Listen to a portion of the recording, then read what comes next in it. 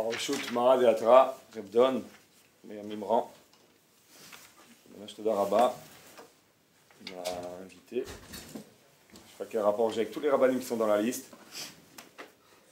Top, le Simcha, le Sarvim et Gadol, on ne peut pas refuser. Hein? Non, mais c'est la mâche, là. Et Bershut Kolaka la Kadosh, je vais essayer de dire quelques mots, Bezrat Hashem. Alors, c'est intéressant, donc à la fin de cette paracha, où donc Yaakov et Niftar, et ils sont tous partis enterrer Yaakov Avinu, et même l'Égypte est partie. C'était tellement grandiose apparemment que même les habitants du coin ont commencé à donner un nom à cette Avelout. C'est intéressant. Ils ont appelé cet endroit-là Avel Mitzrayim. Mais là où je voulais un peu m'attarder, c'est intéressant parce qu'après, quand ils reviennent de là-bas, les frères de Yosef sont un peu inquiets et ils disent ils viennent et ils disent à Yosef, Avicha Tzival est mort, ton père il a ordonné avant de mourir. Comme quoi, maintenant peut-être que tu vas vouloir te venger de ce qu'on t'a fait. Alors on veut te demander pardon et venez-nous à Vadim Lecha. Et on veut devenir des esclaves pour toi. C'est intéressant parce que je l'ai vu, que je crois que c'est avec Mara ou les Rishonim qui expliquent que les frères de Yosef ont menti. Parce qu'en fait, Yaakov n'a jamais dit un truc pareil aux frères de Yosef. Pour moi, il n'a jamais soupçonné son frère Yosef de vouloir se venger après sa mort. Donc ils ont dit, il n'a jamais dit un truc pareil. Yosef leur répond, Atachat Elokim Manochi. C'est intéressant parce que j'ai vu que c'était les mêmes mots que Yaakov avait répondu à Rachel lorsqu'il lui a demandé un enfant. Alors il lui a dit aussi Atachat Elokim Manochi. Il faudrait voir parce qu'il y a un rapport entre les deux.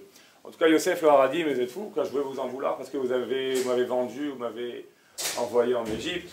À la fin, au contraire, Atachat Elokim Manochi, est-ce que je suis en dessous des... Il y en a qui disent, c'est pas une question, c'est une réponse. C'est pas est-ce que je suis à la place d'Hachem pour vous punir. Atachat Elokim Anochi, ça veut dire oui, je suis en dessous d'Akadosh Baruch Hu.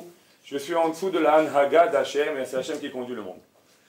Là où je vais arriver, c'est à Orachem à la fin, le dernier Orachem de Parashat Vayechi de Sefer Bereshit. Il dit, Yosef il leur a dit, vous avez pensé les Ra'a, c'est intéressant. Yosef il a compris que les frères de ses frères l'ont vendu les Ra'a pour du mal. C'est écrit les Ra'a, c'est-à-dire apparemment Yosef, il a compris que ses frères étaient mis de Kavnim, pensaient du mal de lui pour quand ils l'ont vendu. Il écrit Vaché Elokim Chashaval Tova, mais Dieu l'a pensé pour du bien. Vous avez calculé du mal pour moi, et Akadosh Baruch Hu, au contraire, lui ce qu'il pensait c'était du bien. Moi c'est étonnant, je sais pas si vous avez une explication à ça, quelqu'un. Vous pensez que lui il a traduit que ce que ses frères, on dit tout le temps, tous les Mefarshim s'accordent à dire que les frères de Yosef, tout ce qu'ils ont fait c'était un calcul avec Akadosh Baruch Hu dans leur calcul et dans leur jugement. Et quand ils l'ont condamné à le tuer au début, c'était avec la permission d'Akadosh Baruch Hu, et quand ils l'ont vendu, c'est avec la permission d'Akadosh Baruch Hu, que Yosef puisse dire à la fin, Tem chashaftem alayra, vous pensez du mal de moi, Vachem chashav tova, c'est un chidouche, je sais pas, c'est un peu étonnant, il faudrait essayer de comprendre ça. Le roi Chaim il dit comme ça, c'est là où on va commencer. Vous avez pensé du mal, Dieu il a pensé du bien, les achayot amrav, le roi Chaim il dit, ve'arez edomé, à quoi ça ressemble? La mitkaven lashkot ravero kos mavet vishkaou kos yain. Ça ressemble à quelqu'un qui voulait donner à son ami ou son ex-ami un verre de poison empoisonné, un verre d'une boisson empoisonnée, et à la fin il lui a donné un verre d'une boisson du vin. Que quoi? Shelo mitreyev klum varem turim bezakaim begam dine shamaim. Ça c'est un grand chidouche de Rochaim. Que si quelqu'un il voulait tuer son ami, et il voulait lui donner un verre avec, je sais pas, un poison à l'intérieur, n'importe quel poison pour le tuer. Il s'avérait à la fin qu'il s'est trompé de verre. Lui, il avait l'intention de le tuer. Mais il s'avérait qu'à la fin, c'était un autre verre de vin. Il n'est pas mort, son ami, protégé par Hachem. Celui qui a fait ça n'est pas chayav. Il n'est pas tour. D'accord? Ça veut dire qu'apparemment, on ne va pas aller selon la marshava. Apparemment, quelqu'un qui pense quelque chose de mal, même s'il a voulu faire quelque chose de mal, à partir du moment où c'est sorti quelque chose de bien, alors on lui en veut pas. C'est ce qui semble de ce Orachaim. Apparemment, c'est une contradiction. Pourquoi? Il y a une Gemara, d'accord? Il y a une Gemara dans le Kiddushin. Je ne me trompe pas, je la retrouve.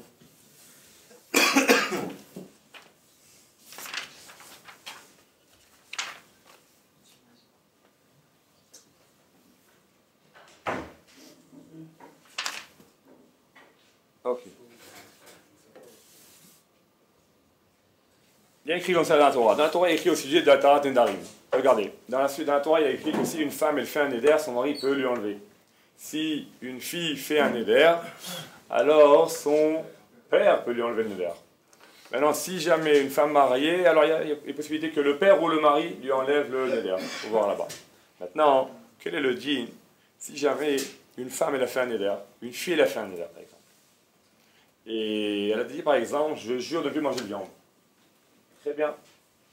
Et elle est partie, elle s'est fait un bon sandwich avec plein de viande pour transgresser son neder. Elle en avait marre de son neder, elle a dit ça y est, je le transgresse. Ce qu'elle ne sait pas, c'est que son père a pris la peine de lui annuler le neder avant. Donc dans sa tête, elle pensait enfreindre son neder. Mais elle ne savait pas que son père l'avait déjà annulé. Donc elle avait l'intention de faire une avéra, mais grâce à son père, elle a évité la avéra. Quel est le din? L'Agma a dit comme ça. Le Tania, il est écrit un passage, une braïta qui met ça. Isha aferam, son mari va lui annuler le vœu. Va Hashem islachla. Isha, son mari aferam va lui annuler le vœu. Va Hashem islachla et Hashem lui pardonnera. Bema katou medaber. C'est-à-dire quoi Hashem, que Hashem lui pardonne à qui? Beisha. Chez Nadra ben Nazir, ici on parle d'autre chose. Une femme qui voulait devenir Nazir. Une femme, elle peut devenir Nazir ou pas? Une femme peut devenir. D'où on l'apprend? C'est écrit un pasouk, Isho Isha. D'accord? Qui dit Dor Neder. Alors, chez Nadra ben Nazir qui veut devenir un Nazir. Veshama Ba'ala. Et son mari l'a entendu. Vefer là, il lui a annulé. Vilo Yada Shefer la Ba'ala. Elle ne savait pas que son mari lui avait annulé le vœu. Va être Ashotayaïn, elle boit du vin, alors que le Nazir, vous savez que le Nazir a 3 interdictions: de boire du vin, de se rendre impur et de se couper les cheveux. Et elle buvait du vin, elle se rendait impur au mort. Là-dessus, il y a écrit Sha'aferam, c'est vrai que son mari lui a annulé. Va Hashem Islachla, mais qu'Akadosh Baruch Hu doit lui pardonner, c'est-à-dire qu'elle doit demander pardon. Donc on voit ici une contradiction incroyable. Parce que d'un côté, le Roi Chaim nous a dit que bien que les frères de Yosef ont voulu lui faire du mal, étant donné qu'à la fin, le mal n'a pas abouti, alors ils sont ptourim complètement. Ouais, comme ça il dit le Roi Chaim. Et nous on voit une Gemara ici, qu'une femme qui a fait un éder, et elle voulait enfreindre son éder, et le père ou le mari lui avait annulé, auquel cas, donc il ne devrait pas être hayevet, il y a écrit qu'il allait faire tchouva. Donc quelqu'un qui avait l'intention de faire une avéra, et il l'a pas fait, il est chayav ou pas tout?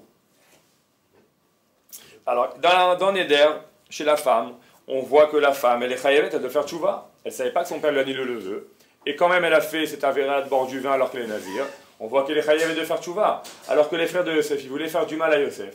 Ils lui ont pas fait du mal, ils n'ont pas réussi, Hachem les a amenés. Et le roi Hamidi qui sont ptourés. Comment on va concilier les deux?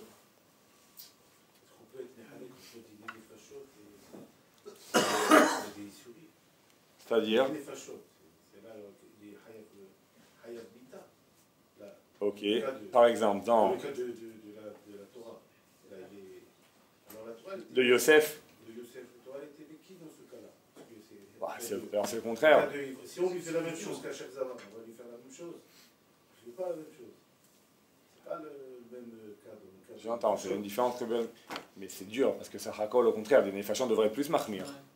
Non, dans le cas-là, ça veut dire qu'on ne va pas jusque-là. Ah, si l'on dit dans Asher Zaman, ça existe. Asher Zaman, le Kasher Asa. Ça veut dire qu'on ne va pas jusqu'à le tuer. La Torah, elle est dans ce cas, elle ne va pas jusque-là. Dans les hommes, s'il a tué, on le tue. S'il n'a pas tué, si il a failli le faire tuer, on le tue. S'il a dit Kasher Asa, c'est fini. Mais si quelqu'un il a. Ah, par rapport à la marshava, c'est une bonne idée, j'entends bien. Parce que même dans Kasher Zaman, c'est une intention. C'est ça que vous voulez dire. Dans Kasher Zaman, c'est aussi une intention. Et on voit que quoi? Que quand c'est plus Ramo, on est plus Mekel par rapport à l'intention. C'est pas une doute, mais il parle par rapport au procès, on appelle ça procès d'intention. Donc il parle par rapport au procès d'intention. Tu vois que dans Kasher Zamam, si tu as une intention de faire une avera, de mechev quelqu'un, et si jamais il a déjà été tué, on ne lui fait pas Kasher Zamam. Donc tu vois que des fois, au plus c'est dur, moins on fait Kasher Zamam. Ouais, c'est ça, parce que c'est une Xerat HaKatuv peut-être. Hein. C'est une Xerat HaKatuv, Kasher Zamam et le Kasher Asa. C'est différent. Si. Je peux te dire même plus que ça. Regarde. Il y a écrit Rabbi Akiva qui avait maté l'Aipsuka Vebaché. Rabbi Akiva, lorsqu'il arrivait à ce passo, qui pleurait. Pourquoi? Vous savez que Rabbi Akiva, très souvent dans les Gmarot, on le ramène à la fin de Makot, et pas mal de Gmarot où c'est ramené que Rabbi Akiva, il se baladait avec le Talmid Chachamim, il voyait un renard qui sortait du Kodesh HaKodashim, eux ils pleuraient, lui il souriait, une Gemara connue. Ouais, vous connaissez cette Gemara. Et après, il a entendu, il est en train de chanter, de rigoler. Alors, lui, il rigolait, les Chachamim, il pleurait. Chaque fois, on a l'impression que Rabbi Akiva, il rigole. On a l'impression que Rabbi Akiva, c'est un optimiste de nature. Ouais, parce qu'il voit tout ça, chaque fois, il pense comme il faut. Là, dans ce passouk, il y a écrit qu'il y avait Rabbi Akiva qui avait maté la Ikfouka. Rabbi Akiva, lorsqu'il arrivait à ce passouk, avait Bachi, il pleurait. Il pleurait, il dit, Ouma, comment il disait, c'est écrit, Amar Ouma, Mishinit Kaven Echol Basar Chazir. Si déjà une personne qui avait l'intention de manger du davaracher, du jambon, voilà, Chazak, vers la Beyadou Basar Talé, et en fin de compte, il a mangé un truc kasher. Alors, Amra Torah Tzicha Kapara ou Slicha, il doit demander pardon, il doit une Kapara ou Slicha, c'est écrit, hein. Alors, Mishin Kaven Echol Basar Chazir, Vala Beyato Basar Chazir, Achat Kama Vekama. Ici, déjà quelqu'un qui avait une intention de manger de la viande pas cachère. Mais en fin de compte, il n'a pas mangé de la viande pas cachère parce que il s'est trompé de morceaux de viande. Il a mangé de la viande glatte. Et il a écrit qu'il doit faire tchouva, parce qu'il avait l'intention de manger pas cachère, il doit faire tchouva. Qu'il va y pleurer. Il dit, alors celui qui voulait faire une avera, il a fait la avera, combien de... Même sur une intention, on lui en veut. Alors celui qui a l'intention et l'acte, donc on voit que c'est grave, c'est capara. Donc on recommence, encore une fois, toujours la même question. Le Rachaim qui nous dit que quoi? Que ce qui ont fait les frères de Yosef avec Yosef, ça ressemble à quelqu'un qui voulait donner à son ami, à son ex-ami, un verre de poison, auquel cas il est pas tour. Et la Migmara qui dit qu'on est chayav, qu'on va répondre ça. Alors il y en a qui veulent dire que dans les frères de Yosef, pourquoi on a été plus Mekel? Parce que c'était Kol Kavanadam et Shem Shamaim. C'est-à-dire que toutes leurs pensées et leur idée c'était pour les Shem Shamaim, on dit Tzadikim. C'est pour ça que le Rachaim il dit qu'on leur en veut pas. Pourquoi? Parce que les frères de Yosef, c'était que des bonnes kavanotes qu'ils avaient.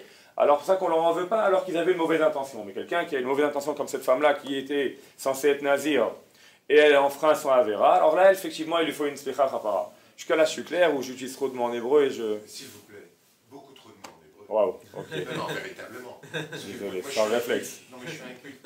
Je suis passionné par ce que vous dites et je comprends plus le quart. Ok. Excusez-moi. Alors, je reprends. Donc, la question, elle était comme ça, pas de problème. Non, mais continue. Tranquille. La question, on l'a comprise, la contradiction. La réponse, elle est... Alors, il y en a qui veulent dire la réponse, il y en a qui veulent dire que les frères de Yosef, pourquoi le Rachaim ne leur en veut pas? Il dit qu'ils avaient une mauvaise intention, mais on leur en veut pas. Parce qu'en fin de compte, ça s'est bien terminé. Pourquoi il dit ça? Alors, le Rachaim, il dit, parce que... Alors, il y en a qui expliquent parce que les frères de Yosef, ils n'avaient pas une mauvaise intention. Eux, ils ont fait un jugement avec Hachem. Ils n'avaient que de bonnes intentions. C'est pour ça qu'on leur en veut pas. Mais quelqu'un qui aurait de mauvaises intentions, du style cette femme-là qui était censée être nazir, elle s'est fait un Beaujolais nouveau, alors qu'elle est nazir, ou bien elle s'est fait un steak alors qu'elle était... ou bien quelqu'un qui aurait mangé un steak pas cachère, d'accord, tous ces trucs-là. Parce que c'est quelqu'un qui a une mauvaise intention. Alors ça, effectivement, on les en veut, même sur l'intention, on les en veut. Mais les frères de Yosef, ils n'avaient que de bonnes intentions, on leur en veut pas. On a dit que c'était un jugement avec Akadosh Baruch Hu. Je ne vais pas tout refaire là, ça parachat Vayeshev, mais c'est écrit là-bas qu'ils avaient des bonnes intentions. Pourquoi? Parce qu'ils pensaient qu'il était Chayav Mita, qu'il devait mourir. Ils pensaient qu'il allait prendre la royauté à Yuda. Alachiquement, c'est un jugement avec Akadosh Baruch Hu qui était d'accord avec leur jugement. Donc il y en a qui disent que c'était une bonne intention. Donc on a répondu. Ok. On a répondu que les frères de Yosef c'est différent. Problème, c'est que le Rachaim n'a pas ramené que l'histoire de Yosef. Si c'était contenté de l'histoire de Yosef, le Rachaim, ça aurait été bien. Le problème, c'est que le Rachaim nous a rapporté encore autre chose. Qu'est-ce qu'il a amené au Rachaim? L'exemple du type qui a empoisonné son ami. Il a dit, ça ressemble à quelqu'un qui voudrait empoisonner son ami, il s'est trompé de verre. Alors dans ce cas-là, il n'est pas tour, on lui en veut pas. Et là, on ne comprend plus. Parce que là, tu ne peux plus dire qu'ils avaient une bonne intention. Quelqu'un qui voulait empoisonner son ami, c'est vraiment pas pour l'inviter Shabbat, c'est vraiment parce qu'il voulait, d'accord? Ils voulaient mettre fin à leur amitié. Une fin définitive. Donc on ne peut plus répondre ça, parce que lui, là, c'est sûr qu'il a de mauvaises intentions. Donc comment, encore une fois, faire correspondre le Rachaim avec la Gemara dans Kiddushin, c'est amené aussi dans la... Alors on va essayer de répondre comme ça. C'est possible qu'il y ait une différence entre lorsque quelqu'un, il fait ça par rapport à Hachem, ou il a de mauvaises intentions par rapport à Hachem, ou par rapport à un autre. Ça veut dire que lorsqu'un homme, lorsqu'il doit faire ça par rapport à quelqu'un, alors effectivement, on ne regarde pas trop ses intentions. À partir du moment où l'acte c'est fait, ça c'est bien terminé, on ne lui en veut pas. Ben Adam Achavero, on n'en veut pas. C'est dire, il n'y a pas de problème. C'est dire quoi?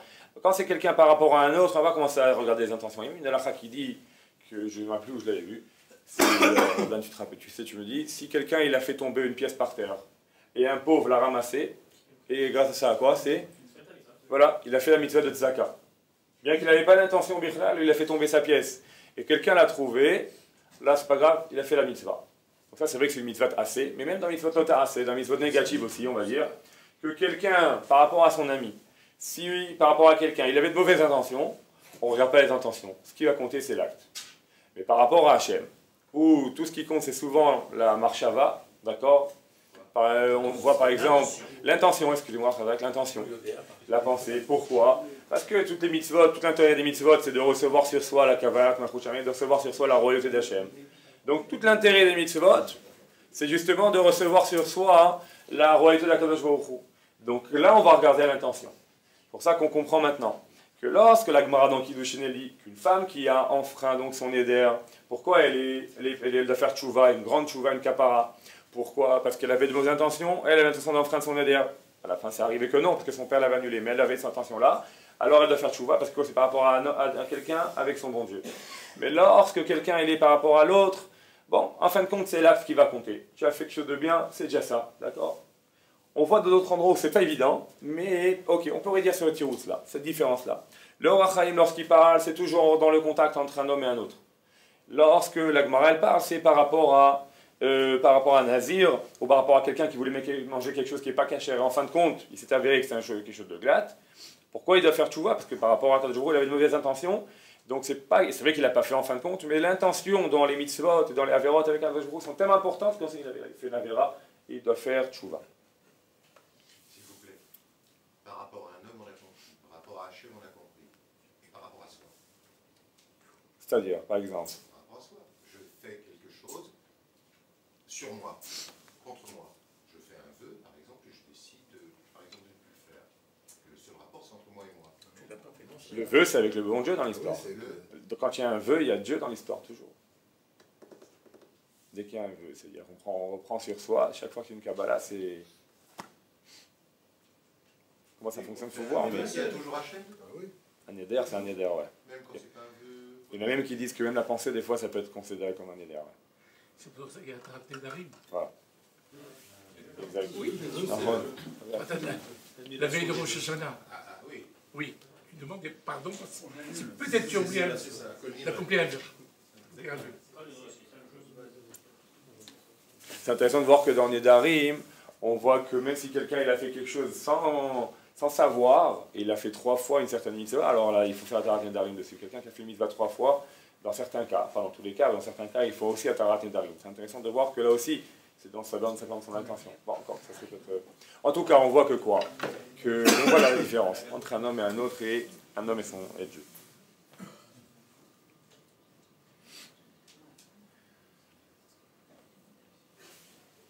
Ok, maintenant, il faut voir aussi ça, parce qu'on voit que même dans Ilchot Shabbat aussi, on voit ça. Alors il y a toute l'histoire de Dor Sholomit Kaven, on voit que même dans Shabbat, il y a, dans certains cas, si quelqu'un n'a pas une certaine intention, c'est une contradiction, on l'a fait ça. C'est un problème par rapport à cette tiroute. Moi je voulais répondre, donc comme je vous ai dit, que par rapport avec un Kadosh Baruch Hu, on voit que ça dépend de la pensée, alors qu'on voit que quelqu'un... Non, ça va, ça correspond bien. Dor Sholomit Kaven, c'est-à-dire que quelqu'un qui fait quelque chose... Vous savez que par exemple, c'est Nifsak la halacha, il y a une grande marloquette dans plein d'endroits dans le chasse. Dans Brachot, dans Betsa, dans Souka, dans plein d'endroits. Il y a une marloquette, est-ce que mitzvot sechot kavana ou pas? Est-ce que quelqu'un qui fait une mitzvah, il doit avoir la kavana, la pensée ou pas? C'est une grande marloquette, à plusieurs endroits. Nifsak la halacha, c'est Matzah Mechalef, qu'on est que là, apparemment, mitzvot, quand on fait une mitzvah, il faut avoir la kavana de le faire. Sinon, il est possible qu'il ne fasse pas la mitzvah. Quelqu'un qui fait une mitzvah sans l'intention, il est possible que sa mitzvah ne vale pas. Donc, c'est pour ça qu'on voit encore une fois que la pensée elle a une très grande place dans ce qu'on fait avec un Kadosh Baruch Hu. Aussi, il ne faut pas amener ça comme réa. Maintenant, il y a encore une question.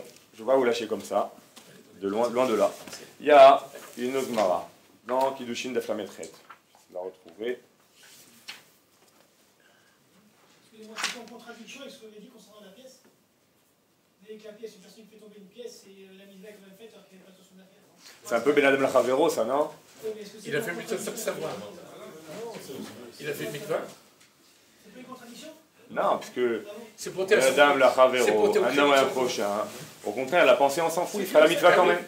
Même s'il n'avait pas la mitzvah, il n'avait pas l'intention de faire la tzedaka. J'ai compris, mais vous avez dit qu'il fallait la penser pour faire. Ah, mitzvot sichot kavana avec ça. Avec l'histoire de la pièce. Non, c'est pour ton crédit de son compte. C'est bonne chose là, ça. Le compte de Rosh Hashanah. C'est bonne question. Est-ce que ça s'appelle mitzvot sichot kavana ou pas? Comment on est aussi là-dedans? C'est bonne question. Voilà, faut voir. Alors, il y a une Gemara dans Daf Lametret. C'est une question. Comment ceux qui disent que mitzvot et l'antichot kavana, ils s'arrangent avec cette halakha?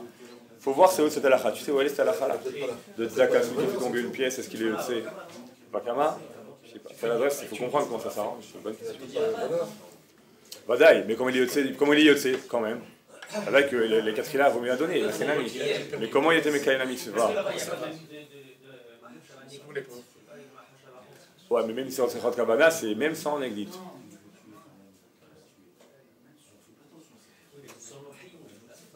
C'est pas avec un chiyuv. Qu'il a chariad. Hazak, il faut voir l'intention. Alors, il y a une Gemara, j'espère la trouver maintenant. En vérité, pour la tzedaka, c'est une preuve que je vous avais amené tout à l'heure. Que de toute façon, on Ben Adam Chavero. voit plus le résultat, on voit plus le Kabbalah. Je me pose la question, mitzvot écrit Kabbalah. Dans ce cas, justement, on n'a pas besoin de Kabbalah. Alors, On veut le résultat parce que c'est Ben Adam Chavero. alors il faut être sûr que ceux qui disent que mitzvot c'est chot kavana, ils vont dire ça tout le temps. Dans Ben Adam Chavero. Non, Ben Adam Lamakor. Ben Adam Chavero, ils seront d'accord que tout le temps mitzvot et l'antichot kavana. C'est ça qu'il faut vérifier. Il faut être sûr que ça c'est comme ça.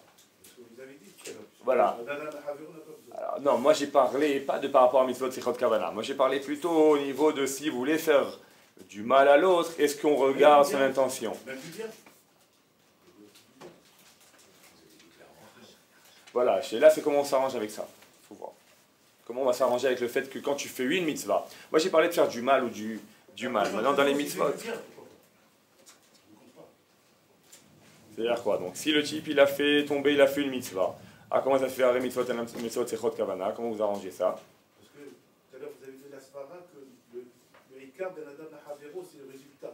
Exact. Donc moi aussi je vois maintenant le résultat. Je ne vois pas la Kabbalah qui va dire. Donc Ben Adam Chavero. Et quand il dit mitzvot sechot kavana en général, de quoi il parle? Ben Adam Lamakor.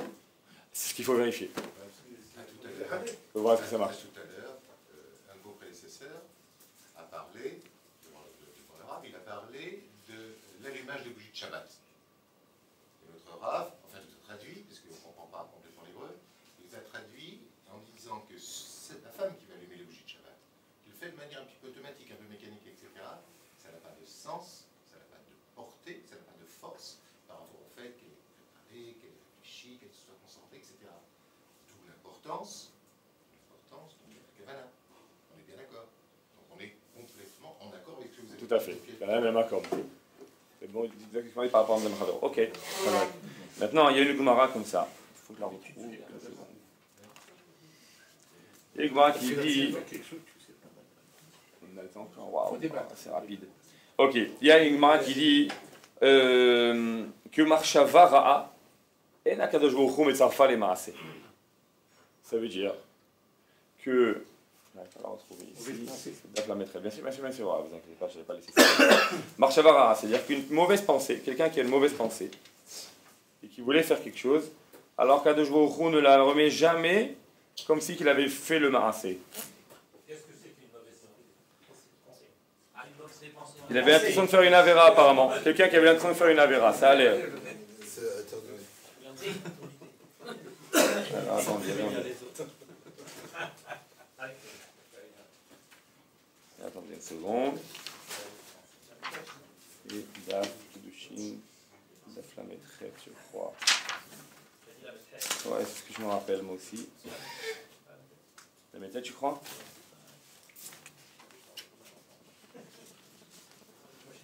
Attends, on va trouver ça. Non, encore quelques minutes.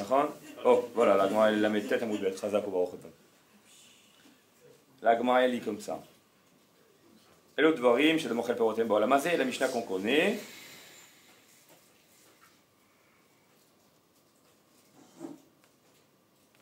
Excusez-moi, hein, je la retrouve parce que je préfère avoir dans le texte.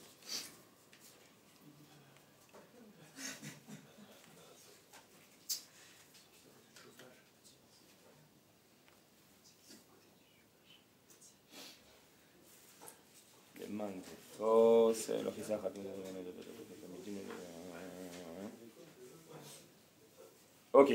Alors, il m'a dit comme ça. Peut-être que quelqu'un y pense à une avera. Bon, on va toute une histoire ici. Il m'a dit quelqu'un qui a une mauvaise pensée, qui voulait faire quelque chose de mal. Alors, Akadosh Baruch Hu ne l'est pas Metzaref à un Maaseh. C'est-à-dire, il ne pense pas comme si que le type avait fait la avera vraiment. Donc, apparemment, on voit que ça dépend plus de est-ce que c'était entre l'homme et le Hachem, mais ça dépend est-ce qu'on est Metzaref, c'est le Marshava, c'est le Maaseh ou pas. Pourquoi une fois on voit qu'on rajoute le Maaseh, que la Marshava, c'est comme si qu'il avait fait, que la pensée d'une mauvaise chose, c'est comme si qu'il avait fait l'acte, et une fois, tout à l'heure, on a dit que non. Alors, il est possible qu'il y ait une différence si quelqu'un, il a voulu faire une avera, et en fin de compte, il l'a fait. C'est-à-dire, il a fait un acte. D'accord? Alors là, parce que la Gemara dit que quelqu'un qui est... Je répète encore une fois. Tout à l'heure, on est en train de dire que si quelqu'un, il croyait qu'il mangeait un truc pas cachère, et bien sauf il a mangé un truc cachère, de faire tchouva. Et là, la Gemara est en train de dire que quelqu'un qui a une mauvaise pensée, marshava, ra'a, il ne dit pas comme si qu'il avait fait. S'il avait que l'intention de faire quelque chose de mal, alors on ne regarde pas comme si qu'il avait fait. Alors c'est une contradiction. Comment on va comprendre les deux? Alors il est possible qu'on réponde ça comme ça. Lorsqu'on dit que marshava, ra'a, ça veut dire qu'une mauvaise pensée, c'est pas comme si qu'il avait fait la avera, c'est s'il n'a rien fait en fin de compte. Lui, il aurait voulu faire une avera, il n'a pas eu le temps, il l'a pas fait. D'accord. Très bien. Quelqu'un, il voulait aller faire une avera et il a loupé sa avera. Il est déçu, mais en même temps, il n'a pas fait d'avera. Mais quelqu'un qui a fait un acte, il a mangé de la viande, il avait l'intention de manger de la viande pas cachère, mais à la fin, c'était de la viande cachère, là, on ne peut pas lui en vouloir. Lorsque la pensée mauvaise, elle est jointe d'un acte, bien que c'est un acte qui, en fin de compte, est bon, l'acte, il est plus grave, et c'est comme si il avait fait une avera. Mais lorsque c'est uniquement une intention, il voulait faire l'avera et c'est pas sorti, là, on ne lui en veut pas. D'accord? Ce sera ça que la Gemara dans le Kiddushin elle dit En HaKadosh Baruch Hu metzarfa le maaseh. Ok? J'ai été assez clair ou c'est que je dis beaucoup de temps hébreu? Non, mais d'après ce que vous dites, monsieur, excusez-moi, j'ai l'impression que c'est ce que vous avez dit tout à l'heure. Non, parce que là je viens de vous amener une Gemara qui dit qu'Akadosh Baruch Hu il ne relie pas les deux. Tout à l'heure on a fait la différence entre l'homme et Dieu et l'homme et l'homme. Maintenant on a dit, mais là il y a une Gemara qui dit qu'Hachem jamais il ne relie l'intention avec l'acte quand c'est mauvais. Quand c'est bon, oui. Mais quand c'est mauvais, Akadosh Baruch Hu ne relie pas l'acte et la pensée. Donc c'est en contradiction, parce qu'on vient de dire que oui. Alors j'ai dit, lorsque quelqu'un il a fait un acte en fin de compte, alors là l'intention, on peut lui venir le faire un procès de pensée. Mais si jamais il n'a fait aucun acte, alors non. D'accord, contradiction. Maintenant, est-ce que quelqu'un qui avait l'intention, il a fait carrément un issour, là-dessus on va essayer de finir, les 5 dernières minutes, quelqu'un qui a fait un issour,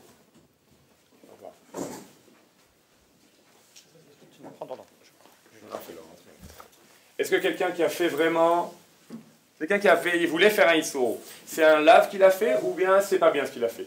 Je vous amène une Gemara et avec Tantefot on va essayer de résoudre cette histoire. Il y a une Gemara qui dit qu'il ne faut pas frapper ses enfants alors qu'ils sont trop âgés. C'est-à-dire 12, 13, 14, peut-être, je ne sais pas. Il faudrait voir. Pourquoi? Parce qu'on a peur qu'à la fin, il va rendre. Et c'est assourd. Il y a une halakha qui dit qu'on n'a pas le droit de mettre une embûche devant un aveugle. Et le fait de le frapper, on va l'amener à mettre une embûche devant un aveugle. Pourquoi? Parce qu'après, il va vouloir nous rendre. Donc il vaut mieux pas le frapper. Ok. La Gemara ici ramène dans Kiddushin. C'est bizarre comme idée. Mais un rave qui a déchiré exprès des affaires très chères à son fils, pour voir comment il allait réagir. Pour le tester, voir combien son kiboud avaim était bon ou pas. La Gemara elle dit, il transgresse. Regardez bien le raisonnement parce que ça peut nous amener des halakhot après. Donc il l'a déchiré pour le tenter. Alors, la Gemara dit, mais ça s'appelle mettre une embûche devant un aveugle. Parce qu'à cause de ça, il va venir peut-être frapper son père. Alors la Gemara elle dit, non, on parle d'un cas où le père il est mochel. Même s'il lui met des coups, son fils, alors il est mochel. Et un père qui est mochel, ça lui pardonne.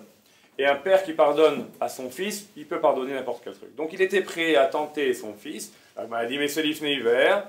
La Gemara elle dit, non. Pourquoi c'est pas l'ifné hiver? Parce qu'il a prévenu que il a été mochel. Il n'a pas prévenu, il était mochel dans sa tête. Tosfot ici, il dit un détail très important. Il dit, on est obligé de parler d'un cas où le père a prévenu son fils qu'il était mochel. Parce que s'il n'a pas prévenu son fils qu'il s'en fout qu'il le frappe, alors il le tente à nouveau. Son fils risque de le frapper, ne sachant pas que le père il a pardonné, et là il aura fait la vera de Ifnei Iver. C'est incroyable. C'est-à-dire que même si jamais, moi j'amène quelqu'un à faire une avera qui ne savait pas que ce n'était pas une avera, alors ça s'appelle mettre une embûche devant un aveugle. Incroyable ce spot. Vous avez compris le raisonnement? Je répète encore une fois. Parce qu'après je vais arriver au halachot. Quelqu'un, il a écrit que quelqu'un ne doit pas frapper son fils. Pourquoi? Parce que c'est l'ifnei iver, c'est mettre une embûche devant un aveugle de peur que le fils ait vouloir lui frapper lui-même. Alors l'agma a dit, voilà, il y en avait un qui a fait ça pour tenter son fils. L'agma a dit non, on parle d'un cas où il a pardonné à son fils les coups qu'il lui mettrait, qu'il lui donnerait. Alors la Tosfot dit, on est obligé de parler d'un cas que le père a prévenu son fils qui lui pardonne. Parce que si jamais le fils ne sait pas que son père lui pardonne, et le fils il mettait une tréha à son père, le père aurait été transgressé le fait de mettre une embûche devant un aveugle, parce que le fils aurait fait la vera attraper son père, ne sachant pas que son père lui pardonne. C'est-à-dire que chaque fois que je ne sais pas que ce n'est pas une avera, chaque fois c'est un lave, puisque ça s'appelle mettre une embûche. Tout à fait. Mais ça veut dire que c'est une interdiction. Le fait de mettre une embûche devant quelqu'un et qui peut arriver à faire quelque chose qui n'est pas une vraie avera, c'est quelque chose qui ça amène à lave. Et quelle est la halakha là-dessus? Deux halakhot que Rav Shlomo Zalman Auerbach il a amené là-dessus. Deux halakhot de loi. Étonnante, mais ça existe. Quelqu'un qui rentre dans un ancien restaurant qui était avant pas cachère, ou un restaurant, il est écrit qu'il doit le prévenir que c'est cachère. Le propriétaire de l'endroit, il voit quelqu'un qui rentre dans son restaurant. Et celui qui rentre chez lui, un juif, n'en a rien à faire, est-ce que c'est cachère ou pas cachère? Le Rav Shlomo Zalman Auerbach a dit, il faut le prévenir que c'est cachère. Pourquoi? Parce que lui, il allait manger dans ce restaurant ne sachant pas que c'est cachère. Et, alors ça c'est cachère, mais lui il ne sait pas si c'est cachère ou pas, il s'en fout. Ça se trouve même, il avait l'intention de manger pas cachère ce jour-là. Bien qu'à la fin c'est cachère, c'est un restaurant cachère, il faut le prévenir que c'est cachère. Non, qui pour? D'accord? Donc ça c'est incroyable, c'est-à-dire qu'il avait l'intention de faire quelque chose, on ne sait pas, donc il faut le prévenir. Deuxième halakha, on va finir avec ça. Deuxième halakha, c'est que si quelqu'un, vous savez, vous connaissez les halachot de Yichud, d'accord? On n'a pas le droit de s'isoler avec une femme mariée, par exemple, si son mari n'est pas là, s'isoler en fermant la porte. Sauf si son mari va à la ba'ir. Si son mari est dans la ville, il peut rentrer à n'importe quel instant. Il n'y a pas de problème d'isolement avec un homme et une femme mariés. Donc la porte peut rentrer n'importe comment, à n'importe quand. Il y a des halachot un peu plus précises. Ne me prenez pas au mot. Mais l'idée, en gros, elle est que si jamais le mari il est là, il n'y a pas d'Yichud. D'accord? Ok. Rav Shlomo Zalman Auerbach il dit comme ça. Il dit, quel est le din? Si jamais quelqu'un, il arrive chez une femme, faire un travail, n'importe quelle chose chez elle, et il ferme la porte, il faut qu'elle aille le prévenir que son mari il est dans le coin. Pourquoi? Parce qu'il faut qu'il sache qu'il n'est pas en train de faire une avera. Parce que, non, pourquoi? Parce que elle sait qu'il n'y a pas de problème de fermer la porte, que le mari peut venir à n'importe quel instant. Mais étant donné que lui ne le sait pas, c'est comme s'il avait l'intention de faire une avera et il n'est pas au courant qu'il est en train de faire pas une avera, il faut le prévenir que ce n'est pas une avera pour pas qu'il fasse l'avera. Non, mais s'il n'y a pas de kavana, ouais, peut-être une kavana, parce qu'il a fermé la porte, et il fait Yichud, qu'ils sont mis d'oraïta. Alors lui, il rentre, et il ne sait pas que le mari il est là, bien qu'il ne sait pas que le mari est là, il faut le prévenir pour pas qu'il fasse une avera avec un mari d'intention. Donc on voit ici encore une fois que c'est ce Tosfot-là qui dit que quelqu'un qui fait une avera sans le savoir, même si à la fin c'est pas une avera, c'est une mitzvah, il ne doit pas seulement faire tchouva, mais à part ça il a fait un lave. Puisque s'il y a un problème de ne pas mettre une embûche devant un aveugle, ça veut dire que c'est une embûche qui est avec un aveugle qui fait une avera. On voit combien l'intention est importante. La pensée, combien elle est importante. C'est-à-dire que quelqu'un peut se faire des avérotes même dans des cas où il n'y a pas d'avérotes. J'ai bien expliqué les deux halachot de Tosfot. Hashem, l'heure est venue. Baruch Hashem, merci beaucoup d'avoir laissé faire quelques divrei Torah et Bochim Tiyou. חזק ברוך, בחנניה בן עקשיא אומר, רצה הקדוש ברוך הוא לזכות את ישראל לפיכך ירבה להם תורה ומצוות. ונאמר אדוני חפץ למען תזכו, יגדיל תורה ויאדיר. קדיש על ישראל. גדל, שומר הבא.